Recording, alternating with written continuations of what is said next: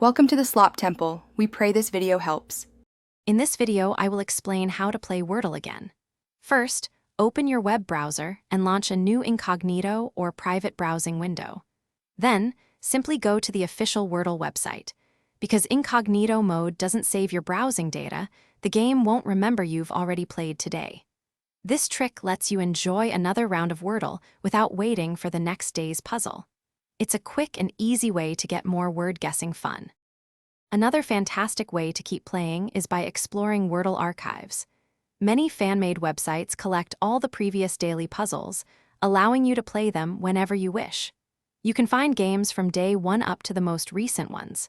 This means you have access to hundreds, even thousands, of unique Wordle challenges.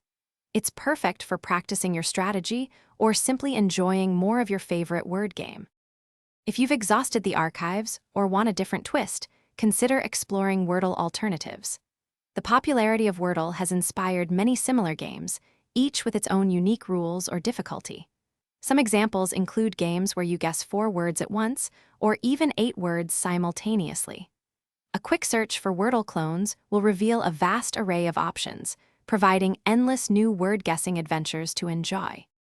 To summarize, you have several excellent options for playing Wordle again.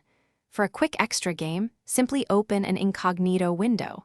If you want to revisit old puzzles, dive into the extensive online archives. And for completely new experiences, explore the many creative Wordle alternatives available. With these methods, you can enjoy countless hours of word-guessing fun far beyond just one game per day. Happy puzzling! Thanks for watching. Consider subscribing if we helped you.